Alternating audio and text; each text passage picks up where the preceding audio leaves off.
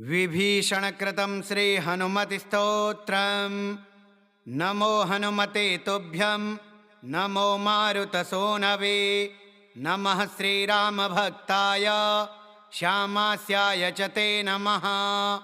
नमो वानरवीराय सुग्रीवसख्यकारिणे। लङ्काविदाहनार्थाय हीलासागरतारिणे। सीताशोकविनाशाय राममुद्राधराय च रावणान्तकुलच्छेदकारिणे ते नमो नमः। मेघनादमखध्वंसकारिणे ते नमो नमः। अशोकवनविध्वंसकारिणे भयहारिणे।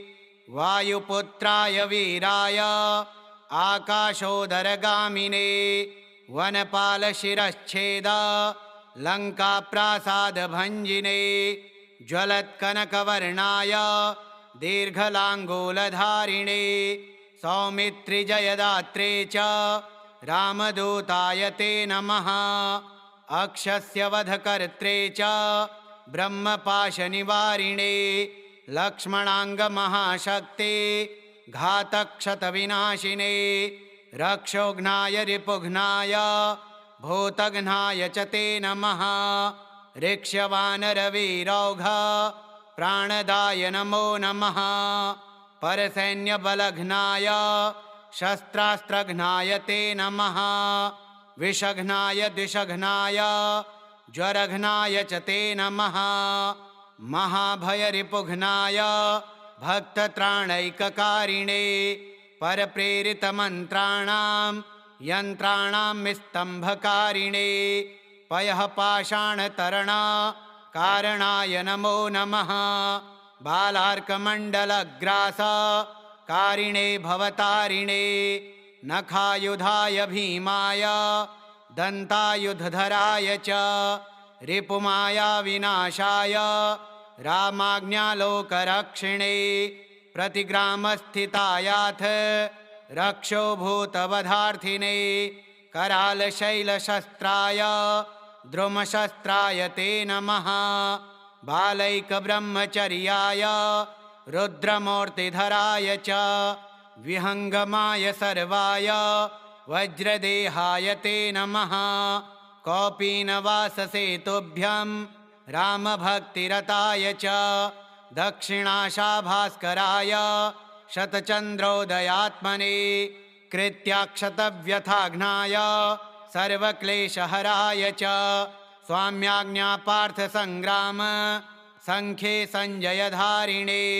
भक्तान्तदिव्यवादेशो सङ्ग्रामे जयदायिने। किल्किलाबुबुकोच्चार घोरशब्दकराय च सर्पाग्निव्याधिसंस्तम्भ कारिणे वनचारिणे।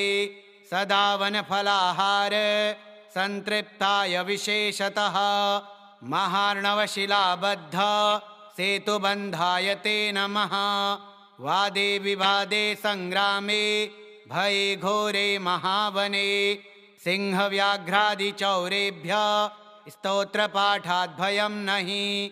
दिव्ये भूतभये व्याधौ विषे स्थावरजङ्गमे। राजशस्त्रभये चोग्रे तथा ग्रहभयेषु च। जले सर्वे महावृष्टौ दुर्भिक्षे प्राणसम्प्लवे। पठेति स्तोत्रं प्रमुच्येत भयेभ्यः सर्वतो नरः। तस्य क्वापि भयं नास्ति हनुमतिस्तव पाठतः। सर्वदा वै त्रिकालं च पठनीयमिदं स्तवम्। सर्वान् कामान् वाप्नोति नात्र कार्या विचारणा। विभीषणकृतं स्तोत्रं तारक्षेण समुदीरितं। ये पठिष्यन्ति भक्त्या वै सिद्ध्यस्तत्करे स्थिताः। नमो हनुमते तुभ्यं नमो मारुतसूनवे। नमः श्रीरामभक्ताय श्यामास्याय च ते नमः। नमो वानरवीराय सुग्रीवसख्यकारिणे। लङ्काविदाहनार्थाय हीलासागरतारिणे। सीताशोकविनाशाय राममुद्राधराय च रावणान्तकुलच्छेदकारिणे ते नमो नमः। मेघनादमखध्वंसकारिणे ते नमो नमः। अशोकवनविध्वंसकारिणे भयहारिणे वायुपुत्राय वीराय आकाशोदरगामिने वनपालशिरश्छेद लङ्काप्रासादभञ्जिने ज्वलत्कनकवर्णाय दीर्घलाङ्गूलधारिणे सौमित्रिजयदात्रे च रामदूताय ते नमः। अक्षस्य वधकर्त्रे च ब्रह्मपाशनिवारिणे लक्ष्मणाङ्गमहाशक्ते घातक्षतविनाशिने रक्षोघ्नाय रिपुघ्नाय भूतघ्नाय च ते नमः। ऋक्ष्यवानरवीरौघ प्राणदाय नमो नमः। परसैन्यबलघ्नाय शस्त्रास्त्रघ्नाय ते नमः। विषघ्नाय दिशघ्नाय ज्वरघ्नाय च ते नमः। महाभयरिपुघ्नाय भक्तत्राणैककारिणे परप्रेरितमन्त्राणां यन्त्राणां निस्तम्भकारिणे पयः पाषाणतरणकारणाय नमो नमः। बालार्कमण्डलग्रासकारिणे भवतारिणे नखायुधाय भीमाय दन्तायुधधराय च रिपुमाया विनाशाय रामाज्ञालोकरक्षिणे प्रतिग्रामस्थितायाथ रक्षोभूतवधार्थिने करालशैलशस्त्राय द्रुमशस्त्राय ते नमः। बालैकब्रह्मचर्याय रुद्रमूर्तिधराय च विहङ्गमाय सर्वाय वज्रदेहाय ते नमः। कौपीनवाससेतुभ्यं रामभक्तिरताय च दक्षिणाशाभास्कराय शतचन्द्रोदयात्मने कृत्याक्षतव्यथाघ्नाय सर्वक्लेशहराय च स्वाम्याज्ञापार्थसङ्ग्राम सङ्ख्ये सञ्जयधारिणे भक्तान्तदिव्यवादेशो सङ्ग्रामे जयदायिने किल्किलाबुबुकोच्चार घोरशब्दकराय च सर्पाग्निव्याधिसंस्तम्भ कारिणे वनचारिणे सदा वनफलाहार संतृप्ताय विशेषतः महार्णवशिलाबद्ध सेतुबन्धाय ते नमः। वादे विवादे सङ्ग्रामे भये घोरे महावने सिंहव्याघ्रादिचौरेभ्यः स्तोत्रपाठाद्भयं नहि दिव्ये भूतभये व्याधौ विषे स्थावरजङ्गमे राजशस्त्रभये चोग्रे तथा ग्रहभयेषु च जले सर्वे महावृष्टौ दुर्भिक्षे प्राणसम्प्लवे पठेति स्तोत्रं प्रमुच्येत भयेभ्यः सर्वतो नरः तस्य क्वापि भयं नास्ति हनुमतिस्तव पाठतः सर्वदा वै त्रिकालं च पठनीयमिदं स्तवं सर्वान् कामान् वाप्नोति नात्र कार्या विचारणा विभीषणकृतं स्तोत्रं तारक्षेण समुदीरितं ये पठिष्यन्ति भक्त्या वै सिद्ध्यस्तत्करे स्थिताः। नमो हनुमते तुभ्यं नमो मारुतसूनवे नमः श्रीरामभक्ताय श्यामास्याय च ते नमः। नमो वानरवीराय सुग्रीवसख्यकारिणे लङ्काविदाहनार्थाय हेलासागरतारिणे सीताशोकविनाशाय राममुद्राधराय च रावणान्तकुलच्छेदकारिणे ते नमो नमः। मेघनादमखध्वंसकारिणे ते नमो नमः। अशोकवनविध्वंसकारिणे भयहारिणे वायुपुत्राय वीराय आकाशोदरगामिने वनपालशिरश्छेद लङ्काप्रासादभञ्जिने ज्वलत्कनकवर्णाय दीर्घलाङ्गूलधारिणे सौमित्रिजयदात्रे च रामदूताय ते नमः। अक्षस्य वधकर्त्रे च ब्रह्मपाशनिवारिणे लक्ष्मणाङ्गमहाशक्ते घातक्षतविनाशिने रक्षोघ्नाय रिपुघ्नाय भूतघ्नाय च ते नमः। ऋक्ष्यवानरवीरौघ प्राणदाय नमो नमः। परसैन्यबलघ्नाय शस्त्रास्त्रघ्नाय ते नमः। विषघ्नाय द्विषघ्नाय ज्वरघ्नाय च ते नमः। महाभयरिपुघ्नाय भक्तत्राणैककारिणे परप्रेरितमन्त्राणां यन्त्राणां निस्तम्भकारिणे पयः पाषाणतरणा कारणाय नमो नमः।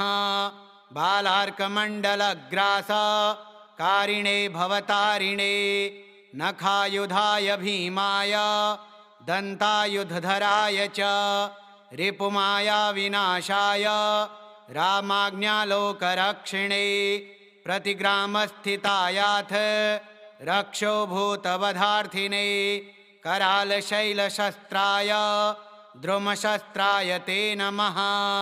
बालैकब्रह्मचर्याय रुद्रमूर्तिधराय च विहङ्गमाय सर्वाय वज्रदेहाय ते नमः। कौपीनवाससेतुभ्यं रामभक्तिरताय च दक्षिणाशाभास्कराय शतचन्द्रोदयात्मने कृत्याक्षतव्यथाघ्नाय सर्वक्लेशहराय च स्वाम्याज्ञापार्थसङ्ग्राम सङ्ख्ये सञ्जयधारिणे भक्तान्तदिव्यवादेशो सङ्ग्रामे जयदायिने किल्किलाबुबुकोच्चार घोरशब्दकराय च सर्पाग्निव्याधिसंस्तम्भ कारिणे वनचारिणे सदा वनफलाहार संतृप्ताय विशेषतः महार्णवशिलाबद्ध सेतुबन्धाय ते नमः। वादे विवादे सङ्ग्रामे भये घोरे महावने सिंहव्याघ्रादिचौरेभ्यः स्तोत्रपाठाद्भयं नहि दिव्ये भूतभये व्याधौ विषे स्थावरजङ्गमे राजशस्त्रभये चोग्रे तथा ग्रहभयेषु च जले सर्वे महावृष्टौ दुर्भिक्षे प्राणसम्प्लवे पठेति स्तोत्रं प्रमुच्येत भयेभ्यः सर्वतो नरः तस्य क्वापि भयं नास्ति हनुमतिस्तव पाठतः सर्वदा वै त्रिकालं च पठनीयमिदं स्तवं सर्वान् कामान् वाप्नोति नात्र कार्या विचारणा विभीषणकृतं स्तोत्रं तारक्षेण समुदीरितं ये पठिष्यन्ति भक्त्या वै सिद्ध्यस्तत्करे स्थिताः। नमो हनुमते तुभ्यं नमो मारुतसूनवे नमः श्रीरामभक्ताय श्यामास्याय च ते नमः। नमो वानरवीराय सुग्रीवसख्यकारिणे लङ्काविदाहनार्थाय हेलासागरतारिणे सीताशोकविनाशाय राममुद्राधराय च रावणान्तकुलच्छेदा कारिणे ते नमो नमः। मेघनादमखध्वंस कारिणे ते नमो नमः। अशोकवनविध्वंस कारिणे भयहारिणे वायुपुत्राय वीराय आकाशोदरगामिने वनपालशिरश्छेद लङ्काप्रासादभञ्जिने ज्वलत्कनकवर्णाय दीर्घलाङ्गूलधारिणे सौमित्रिजयदात्रे च रामदूताय ते नमः। अक्षस्य वधकर्त्रे च ब्रह्मपाशनिवारिणे लक्ष्मणाङ्गमहाशक्ते घातक्षतविनाशिने रक्षोघ्नाय रिपुघ्नाय भूतघ्नाय च ते नमः। ऋक्ष्यवानरवीरौघ प्राणदाय नमो नमः। परसैन्यबलघ्नाय शस्त्रास्त्रघ्नाय ते नमः। विषघ्नाय दिशघ्नाय ज्वरघ्नाय च ते नमः। महाभयरिपुघ्नाय भक्तत्राणैककारिणे परप्रेरितमन्त्राणां यन्त्राणां विस्तम्भकारिणे पयः पाषाणतरणा कारणाय नमो नमः। बालार्कमण्डलग्रास कारिणे भवतारिणे नखायुधाय भीमाय दन्तायुधधराय च रिपुमाया विनाशाय रामाज्ञालोकरक्षिणे प्रतिग्रामस्थितायाथ रक्षोभूतवधार्थिने करालशैलशस्त्राय द्रुमशस्त्राय ते नमः। बालैकब्रह्मचर्याय रुद्रमूर्तिधराय च विहङ्गमाय सर्वाय वज्रदेहाय ते नमः। कौपीनवाससेतुभ्यं रामभक्तिरताय च दक्षिणाशाभास्कराय शतचन्द्रोदयात्मने कृत्याक्षतव्यथाघ्नाय सर्वक्लेशहराय च स्वाम्याज्ञापार्थसङ्ग्राम सङ्ख्ये सञ्जयधारिणे भक्तान्तदिव्यवादेशो सङ्ग्रामे जयदायिने किल्किलाबुबुकोच्चार घोरशब्दकराय च सर्पाग्निव्याधिसंस्तम्भ कारिणे वनचारिणे सदा वनफलाहार संतृप्ताय विशेषतः महार्णवशिलाबद्ध सेतुबन्धाय ते नमः। वादे विवादे संग्रामे भये घोरे महावने सिंहव्याघ्रादिचौरेभ्यः स्तोत्रपाठाद्भयं नहि दिव्ये भूतभये व्याधौ विषे स्थावरजङ्गमे राजशस्त्रभये चोग्रे तथा ग्रहभयेषु च जले सर्वे महावृष्टौ दुर्भिक्षे प्राणसम्प्लवे पठेति स्तोत्रं प्रमुच्येत भयेभ्यः सर्वतो नरः तस्य क्वापि भयं नास्ति हनुमतिस्तव पाठतः सर्वदा वै त्रिकालं च पठनीयमिदं स्तवं सर्वान् कामान् वाप्नोति नात्र कार्या विचारणा विभीषणकृतं स्तोत्रं तारक्षेण समुदीरितं ये पठिष्यन्ति भक्त्या वै सिद्ध्यस्तत्करे स्थिताः। नमो हनुमते तुभ्यं नमो मारुतसूनवे नमः श्रीरामभक्ताय श्यामास्याय च ते नमः। नमो वानरवीराय सुग्रीवसख्यकारिणे लङ्काविदाहनार्थाय हीलासागरतारिणे सीताशोकविनाशाय राममुद्राधराय च रावणान्तकुलच्छेदकारिणे ते नमो नमः। मेघनादमखध्वंसकारिणे ते नमो नमः।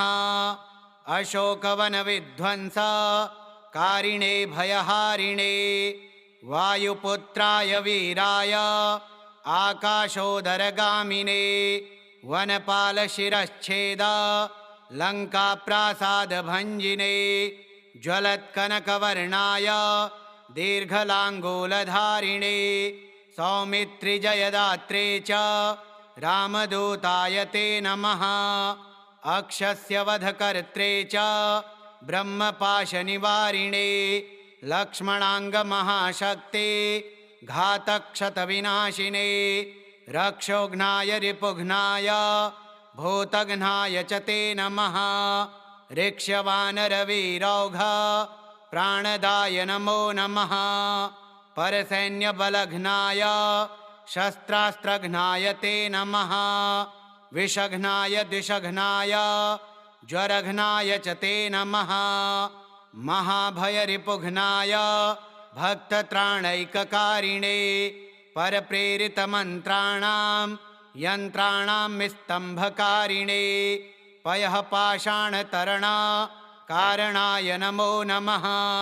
बालार्कमण्डलग्रास कारिणे भवतारिणे नखायुधाय भीमाय दन्तायुधधराय च रिपुमाया विनाशाय रामाज्ञालोकरक्षिणे प्रतिग्रामस्थितायाथ रक्षो भूतवधार्थिने करालशैलशस्त्राय द्रुमशस्त्राय ते नमः बालैकब्रह्मचर्याय रुद्रमूर्तिधराय च विहङ्गमाय सर्वाय वज्रदेहाय ते नमः कौपीनवाससेतुभ्यं रामभक्तिरताय च दक्षिणाशाभास्कराय शतचन्द्रोदयात्मने कृत्याक्षतव्यथाघ्नाय सर्वक्लेशहराय च स्वाम्याज्ञापार्थसङ्ग्राम सङ्ख्ये सञ्जयधारिणे भक्तान्तदिव्यवादेशो सङ्ग्रामे जयदायिने किल्किलाबुबुकोच्चार घोरशब्दकराय च सर्पाग्निव्याधिसंस्तम्भ कारिणे वनचारिणे सदा वनफलाहार सन्तृप्ताय विशेषतः महार्णवशिलाबद्ध सेतुबन्धाय ते नमः वादे विवादे सङ्ग्रामे भये घोरे महावने सिंहव्याघ्रादिचौरेभ्यः स्तोत्रपाठाद्भयं नहि दिव्ये भूतभये व्याधौ विषे स्थावरजङ्गमे राजशस्त्रभये चोग्रे तथा ग्रहभयेषु च जले सर्वे महावृष्टौ दुर्भिक्षे प्राणसम्प्लवे पठेति स्तोत्रं प्रमुच्येत भयेभ्यः सर्वतो नरः तस्य क्वापि भयं नास्ति हनुमतिस्तव पाठतः सर्वदा वै त्रिकालं च पठनीयमिदं स्तवं सर्वान् कामान् वाप्नोति नात्र कार्या विचारणा विभीषणकृतं स्तोत्रं तारक्षेण समुदीरितं ये पठिष्यन्ति भक्त्या वै सिद्ध्यस्तत्करे स्थिताः नमो हनुमते तुभ्यं नमो मारुतसूनवे नमः श्रीरामभक्ताय श्यामास्याय च ते नमः नमो वानरवीराय सुग्रीवसख्यकारिणे लङ्काविदाहनार्थाय हेलासागरतारिणे सीताशोकविनाशाय राममुद्राधराय च रावणान्तकुलच्छेदकारिणे ते नमो नमः मेघनादमखध्वंस कारिणे ते नमो नमः अशोकवनविध्वंस कारिणे भयहारिणे वायुपुत्राय वीराय आकाशोदरगामिने वनपालशिरश्छेद लङ्काप्रासादभञ्जिने ज्वलत्कनकवर्णाय दीर्घलाङ्गूलधारिणे सौमित्रिजयदात्रे च रामदूताय ते नमः अक्षस्य वधकर्त्रे च ब्रह्मपाशनिवारिणे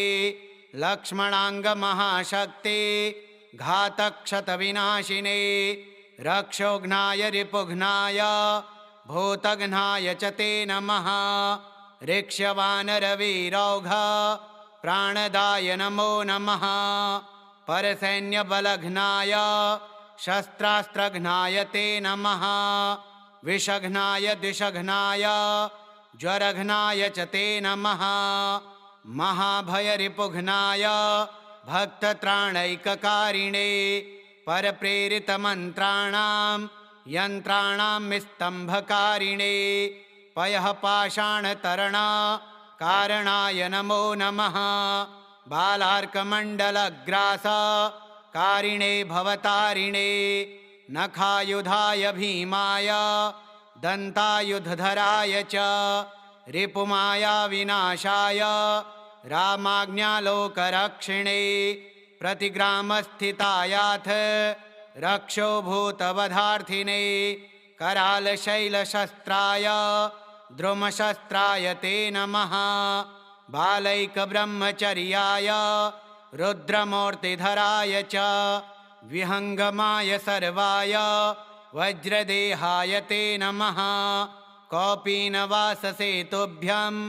रामभक्तिरताय च दक्षिणाशाभास्कराय शतचन्द्रोदयात्मने कृत्याक्षतव्यथाघ्नाय सर्वक्लेशहराय च स्वाम्याज्ञापार्थसङ्ग्राम सङ्ख्ये सञ्जयधारिणे भक्तान्तदिव्यवादेशो सङ्ग्रामे जयदायिने किल्किलाबुबुकोच्चार घोरशब्दकराय च सर्पाग्निव्याधिसंस्तम्भ कारिणे वनचारिणे सदा वनफलाहार संतृप्ताय विशेषतः महार्णवशिलाबद्ध सेतुबन्धाय ते नमः वादे विवादे संग्रामे भये घोरे महावने सिंहव्याघ्रादिचौरेभ्यः स्तोत्रपाठाद्भयं नहि दिव्ये भूतभये व्याधौ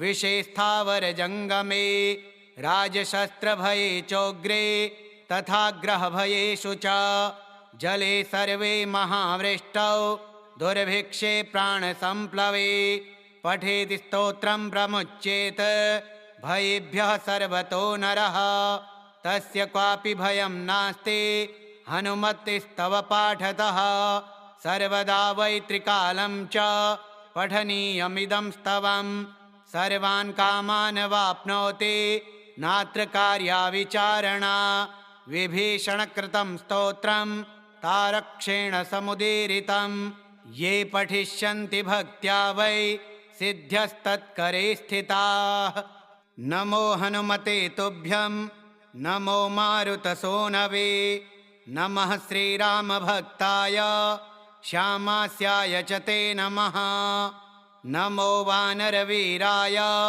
सुग्रीवसख्यकारिणे लङ्काविदाहनार्थाय हेलासागरतारिणे सीताशोकविनाशाय राममुद्राधराय च रावणान्तकुलच्छेदकारिणे ते नमो नमः मेघनादमखध्वंसकारिणे ते नमो नमः अशोकवनविध्वंसकारिणे भयहारिणे वायुपुत्राय वीराय आकाशोदरगामिने वनपालशिरश्छेद लङ्काप्रासादभञ्जिने ज्वलत्कनकवर्णाय दीर्घलाङ्गूलधारिणे सौमित्रिजयदात्रे च रामदूताय ते नमः अक्षस्य वधकर्त्रे च ब्रह्मपाशनिवारिणे लक्ष्मणाङ्गमहाशक्ते घातक्षतविनाशिने रक्षोघ्नाय रिपुघ्नाय भूतघ्नाय च ते नमः ऋक्ष्यवानरवीरौघ प्राणदाय नमो नमः परसैन्यबलघ्नाय शस्त्रास्त्रघ्नाय ते नमः विषघ्नाय दिशघ्नाय ज्वरघ्नाय च ते नमः महाभयरिपुघ्नाय भक्तत्राणैककारिणे परप्रेरितमन्त्राणां यन्त्राणां स्तम्भकारिणे पयः पाषाणतरणकारणाय नमो नमः बालार्कमण्डलग्रासकारिणे भवतारिणे नखायुधाय भीमाय दन्तायुधधराय च रिपुमाया विनाशाय रामाज्ञालोकरक्षिणे प्रतिग्रामस्थितायाथ रक्षोभूतवधार्थिने करालशैलशस्त्राय द्रुमशस्त्राय ते नमः बालैकब्रह्मचर्याय रुद्रमूर्तिधराय च विहङ्गमाय सर्वाय वज्रदेहाय ते नमः कौपीनवाससेतुभ्यं रामभक्तिरताय च दक्षिणाशाभास्कराय शतचन्द्रोदयात्मने कृत्याक्षतव्यथाघ्नाय सर्वक्लेशहराय च स्वाम्याज्ञापार्थसङ्ग्राम सङ्ख्ये सञ्जयधारिणे भक्तान्तदिव्यवादेशो सङ्ग्रामे जयदायिने किल्किलाबुबुकोच्चार घोरशब्दकराय च सर्पाग्निव्याधिसंस्तम्भ कारिणे वनचारिणे सदा वनफलाहार संतृप्ताय विशेषतः महार्णवशिलाबद्ध सेतुबन्धाय ते नमः। वादे विवादे संग्रामे भये घोरे महावने सिंहव्याघ्रादिचौरेभ्यः स्तोत्रपाठाद्भयं नहि दिव्ये भूतभये व्याधौ विषे स्थावरजङ्गमे राजशस्त्रभये चोग्रे तथा ग्रहभयेषु च जले सर्वे महावृष्टौ दुर्भिक्षे प्राणसम्प्लवे पठेति स्तोत्रं प्रमुच्येत भयेभ्यः सर्वतो नरः तस्य क्वापि भयं नास्ति हनुमतिस्तव पाठतः सर्वदा वै त्रिकालं च पठनीयमिदं स्तवं सर्वान् कामान् वाप्नोति नात्र कार्या विचारणा विभीषणकृतं स्तोत्रं तारक्षेण समुदीरितं ये पठिष्यन्ति भक्त्या वै सिद्ध्यस्तत्करे स्थिताः। नमो हनुमते तुभ्यं नमो मारुतसूनवे नमः श्रीरामभक्ताय श्यामास्याय च ते नमः। नमो वानरवीराय सुग्रीवसख्यकारिणे लङ्काविदाहनार्थाय हीलासागरतारिणे सीताशोकविनाशाय राममुद्राधराय च रावणान्तकुलच्छेदकारिणे ते नमो नमः। मेघनादमखध्वंसकारिणे ते नमो नमः। अशोकवनविध्वंसकारिणे भयहारिणे वायुपुत्राय वीराय आकाशोदरगामिने वनपालशिरश्छेद लङ्काप्रासादभञ्जिने ज्वलत्कनकवर्णाय दीर्घलाङ्गूलधारिणे सौमित्रिजयदात्रे च रामदूताय ते नमः। अक्षस्य वधकर्त्रे च ब्रह्मपाशनिवारिणे लक्ष्मणाङ्गमहाशक्ते घातक्षतविनाशिने रक्षोघ्नाय रिपुघ्नाय भूतघ्नाय च ते नमः। ऋक्ष्यवानरवीरौघ प्राणदाय नमो नमः। परसैन्यबलघ्नाय शस्त्रास्त्रघ्नाय ते नमः। विषघ्नाय दिशघ्नाय ज्वरघ्नाय च ते नमः। महाभयरिपुघ्नाय भक्तत्राणैककारिणे परप्रेरितमन्त्राणां यन्त्राणां स्तम्भकारिणे पयः पाषाणतरणकारणाय नमो नमः। बालार्कमण्डलग्रासकारिणे भवतारिणे नखायुधाय भीमाय दन्तायुधधराय च रिपुमाया विनाशाय रामाज्ञालोकरक्षिणे प्रतिग्रामस्थितायाथ रक्षोभूतवधार्थिने करालशैलशस्त्राय द्रुमशस्त्राय ते नमः। बालैकब्रह्मचर्याय रुद्रमूर्तिधराय च विहङ्गमाय सर्वाय वज्रदेहाय ते नमः।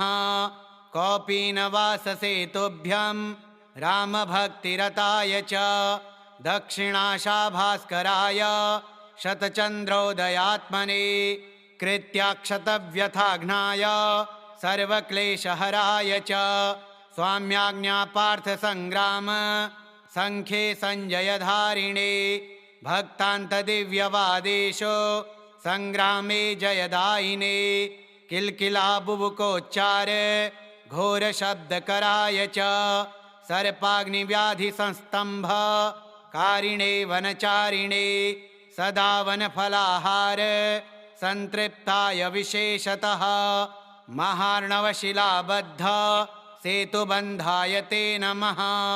वादे विवादे संग्रामे भये घोरे महावने सिंहव्याघ्रादिचौरेभ्यः स्तोत्रपाठाद्भयं नहि दिव्ये भूतभये व्याधौ विषे स्थावरजङ्गमे राजशस्त्रभये चोग्रे तथा ग्रहभयेषु च जले सर्वे महावृष्टौ दुर्भिक्षे प्राणसम्प्लवे पठेति स्तोत्रं प्रमुच्येत भयेभ्यः सर्वतो नरः तस्य क्वापि भयं नास्ति हनुमतिस्तव पाठतः सर्वदा वै त्रिकालं च पठनीयमिदं स्तवं सर्वान् कामान् वाप्नोति नात्र कार्या विचारणा विभीषणकृतं स्तोत्रं तारक्षेण समुदीरितं ये पठिष्यन्ति भक्त्या वै सिद्ध्यस्तत्करे स्थिताः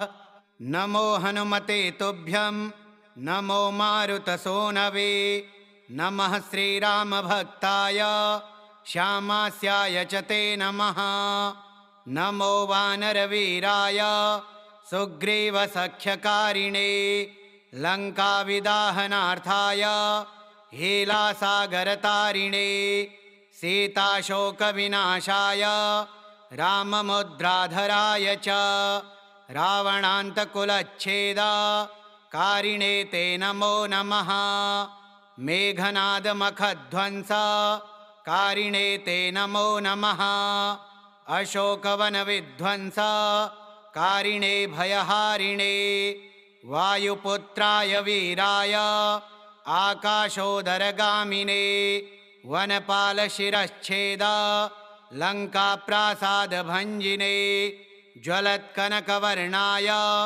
दीर्घलाङ्गूलधारिणे सौमित्रिजयदात्रे च रामदूताय ते नमः अक्षस्य वधकर्त्रे च ब्रह्मपाशनिवारिणे लक्ष्मणाङ्गमहाशक्ते घातक्षतविनाशिने रक्षोघ्नाय रिपुघ्नाय भूतघ्नाय च ते नमः ऋक्ष्यवानरवीरौघ प्राणदाय नमो नमः परसैन्यबलघ्नाय शस्त्रास्त्रघ्नाय ते नमः विषघ्नाय द्विषघ्नाय ज्वरघ्नाय च ते नमः महाभयरिपुघ्नाय भक्तत्राणैककारिणे परप्रेरितमन्त्राणां यन्त्राणां स्तम्भकारिणे पयः पाषाणतरणा कारणाय नमो नमः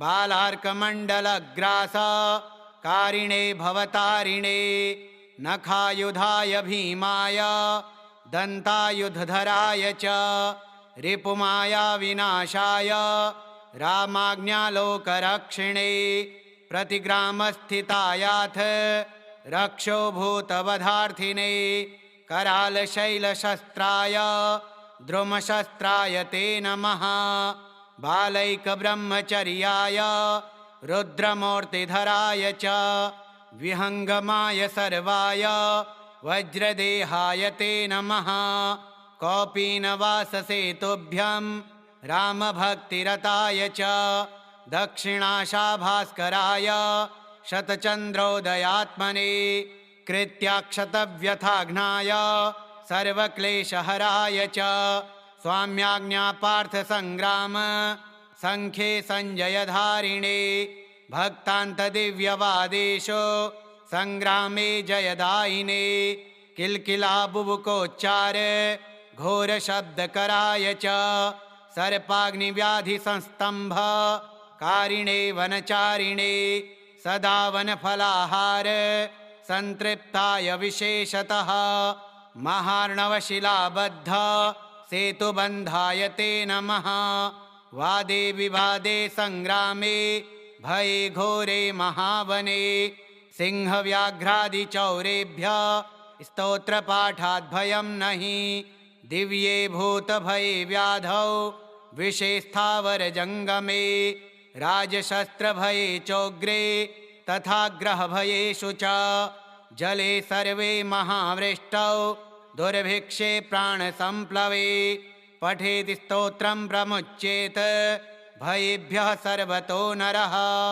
तस्य क्वापि भयं नास्ति हनुमतिस्तव पाठतः सर्वदा वै त्रिकालं च पठनीयमिदं स्तवम् सर्वान् कामान् वाप्नोति नात्र कार्या विचारणा विभीषणकृतं स्तोत्रं तारक्षेण समुदीरितं ये पठिष्यन्ति भक्त्या वै सिद्ध्यस्तत्करे स्थिताः नमो हनुमते तुभ्यं नमो मारुतसूनवे नमः श्रीरामभक्ताय श्यामास्याय च ते नमः नमो वानरवीराय सुग्रीवसख्यकारिणे लङ्काविदाहनार्थाय हीलासागरतारिणे सीताशोकविनाशाय राममुद्राधराय च रावणान्तकुलच्छेदकारिणे ते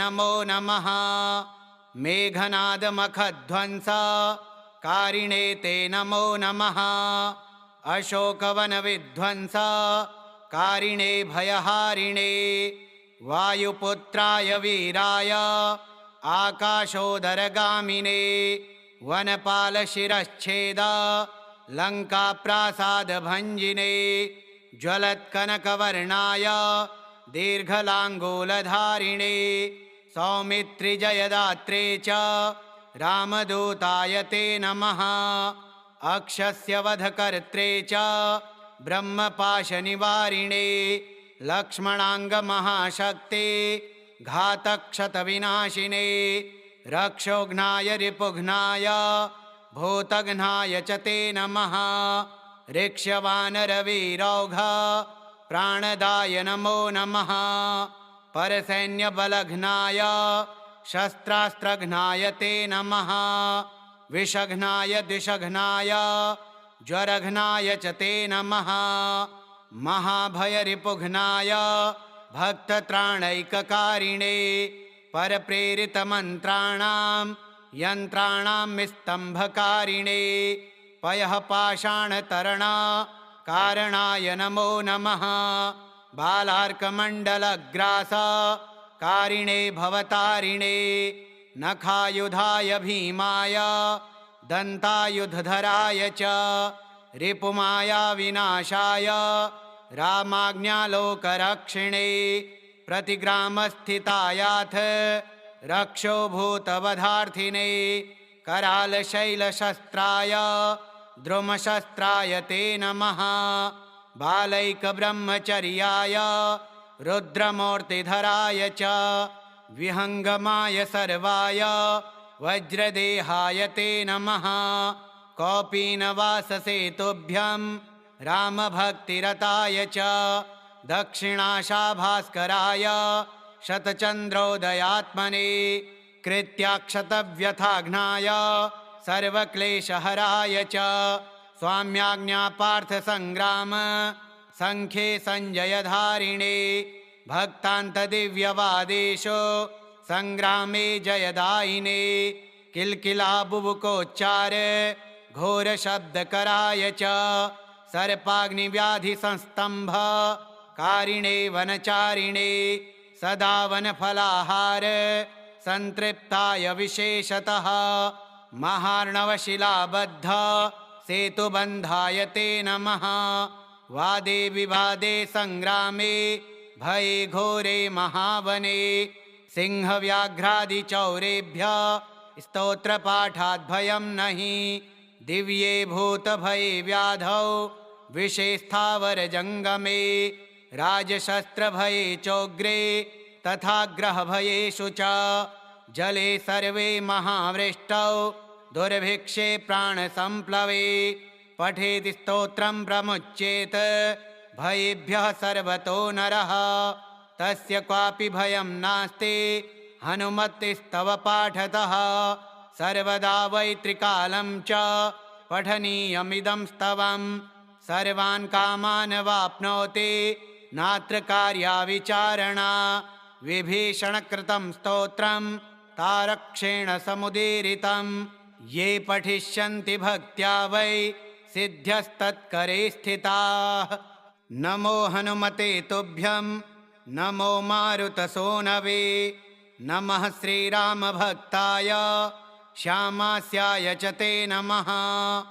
नमो वानरवीराय सुग्रीवसख्यकारिणे लङ्काविदाहनार्थाय हीलासागरतारिणे सीताशोकविनाशाय राममुद्राधराय च रावणान्तकुलच्छेदकारिणे ते नमो नमः।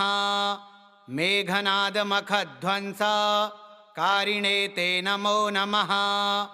अशोकवनविध्वंसकारिणे भयहारिणे वायुपुत्राय वीराय आकाशोदरगामिने वनपालशिरश्छेद लङ्काप्रासादभञ्जिने ज्वलत्कनकवर्णाय दीर्घलाङ्गूलधारिणे सौमित्रिजयदात्रे च रामदूताय ते नमः।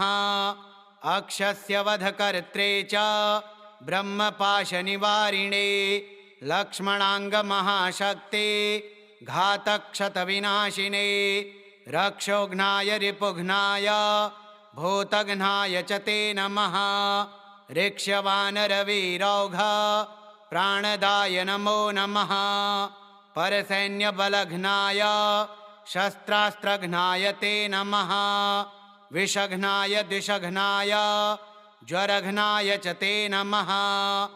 महाभयरिपुघ्नाय भक्तत्राणैककारिणे परप्रेरितमन्त्राणां यन्त्राणां निस्तम्भकारिणे पयः पाषाणतरणकारणाय नमो नमः। बालार्कमण्डलग्रासकारिणे भवतारिणे नखायुधाय भीमाय दन्तायुधधराय च रिपुमाया विनाशाय रामाज्ञालोकरक्षिणे प्रतिग्रामस्थितायाथ रक्षोभूतवधार्थिने करालशैलशस्त्राय द्रुमशस्त्राय ते नमः। बालैकब्रह्मचर्याय रुद्रमूर्तिधराय च विहङ्गमाय सर्वाय वज्रदेहाय ते नमः। कौपीनवाससेतुभ्यं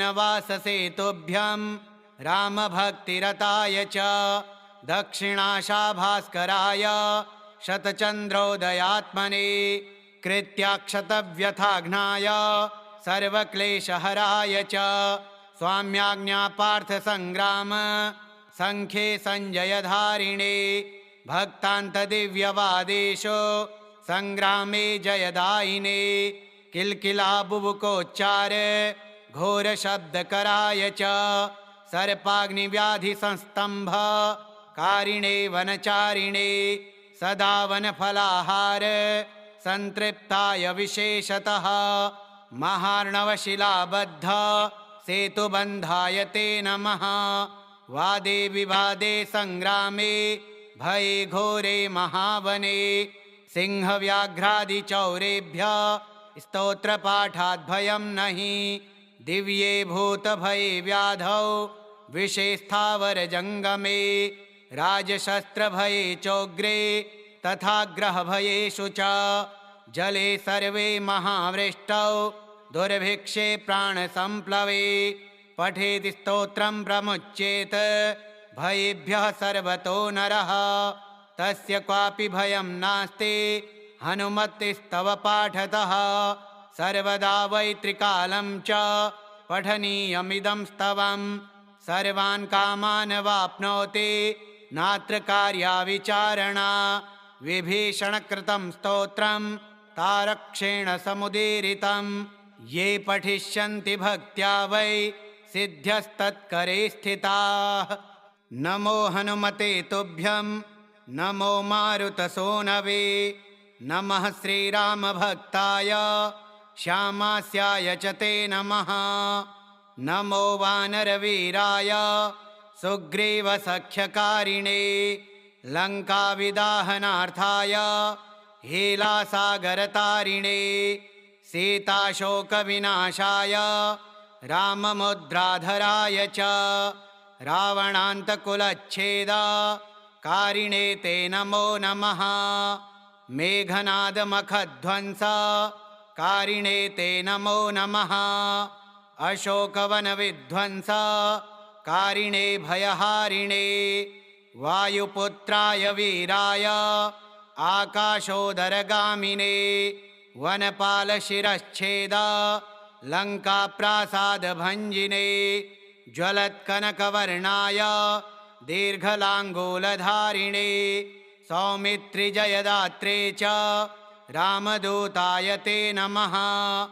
अक्षस्य वधकर्त्रे च ब्रह्मपाशनिवारिणे लक्ष्मणाङ्गमहाशक्ते घातक्षतविनाशिने रक्षोघ्नाय रिपुघ्नाय भूतघ्नाय च ते नमः। ऋक्ष्यवानरवीरौघ प्राणदाय नमो नमः। परसैन्यबलघ्नाय शस्त्रास्त्रघ्नाय ते नमः। विषघ्नाय दिशघ्नाय ज्वरघ्नाय च ते नमः। महाभयरिपुघ्नाय भक्तत्राणैककारिणे परप्रेरितमन्त्राणां यन्त्राणां स्तम्भकारिणे पयः पाषाणतरणा कारणाय नमो नमः।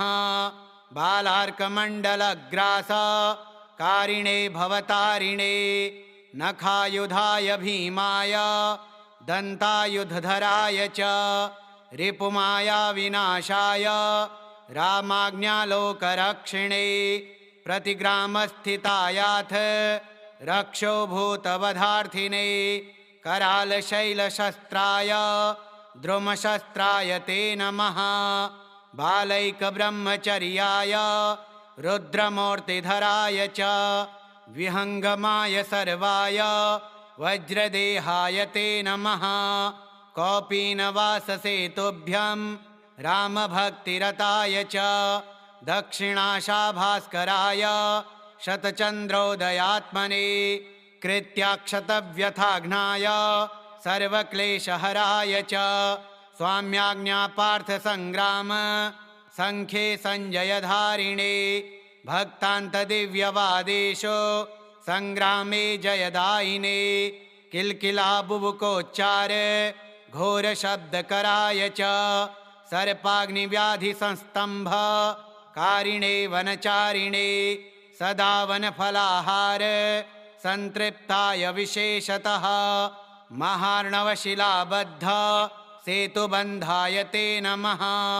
वादे विवादे सङ्ग्रामे भये घोरे महावने सिंहव्याघ्रादिचौरेभ्यः स्तोत्रपाठाद्भयं नहि दिव्ये भूतभये व्याधौ विषे स्थावरजङ्गमे राजशस्त्रभये चोग्रे तथा ग्रहभयेषु च जले सर्वे महावृष्टौ दुर्भिक्षे प्राणसम्प्लवे पठेति स्तोत्रं प्रमुच्येत भयेभ्यः सर्वतो नरः तस्य क्वापि भयं नास्ति हनुमतिस्तव पाठतः सर्वदा वै त्रिकालं च पठनीयमिदं स्तवं सर्वान् कामान् वाप्नोति नात्र कार्या विचारणा विभीषणकृतं स्तोत्रं तारक्षेण समुदीरितं ये पठिष्यन्ति भक्त्या वै सिद्ध्यस्तत्करे स्थिताः।